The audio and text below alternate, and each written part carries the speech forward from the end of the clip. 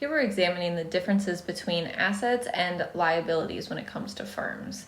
This is helpful when it comes to a lot of macroeconomic thinking, microeconomic thinking. That way we can help ourselves to understand what makes up this economy and this market within firms and industries and so on. So let's examine real quick what assets are within a firm. Assets are essentially just those things which give this firm economic benefit. So these are going to be things usually that the company does own. So this might be inventory, right? They have a certain amount of inventory, and once this is sold, it will give them that economic benefit of the profits or the revenues that are received for that inventory. Buildings are another good example of assets. These are things which may house the inventory. They're necessary to the functioning of the company.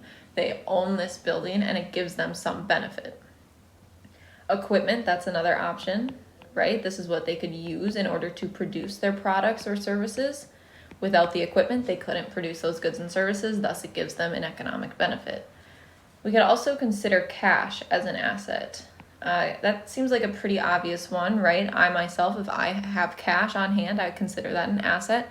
I can choose to spend this cash on whatever I would like, and thus I get the economic benefit of spending it.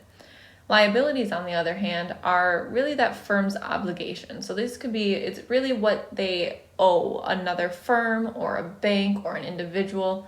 So liabilities in its most basic form, it could be money, right? Perhaps they have taken out a loan from a bank and they owe that loan back plus interest. So ultimately it comes down to money, right? This could be made up of loans and interest.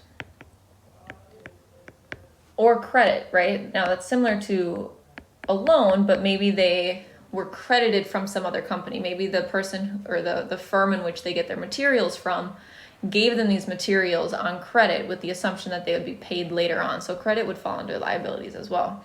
Now it could be just any services not yet performed. So services could fall under liabilities, and that would also be almost like this credit, right? So we could suggest that the firms utilize someone's services, say transportation or distribution services, and again, they were credited. So these services had been performed, and yet they still owe them for it, right? So it's just this, liabilities are the things in which the firm is obligated to. So if we wanted to do this in simple terms, we could say that liabilities are a firm's obligations.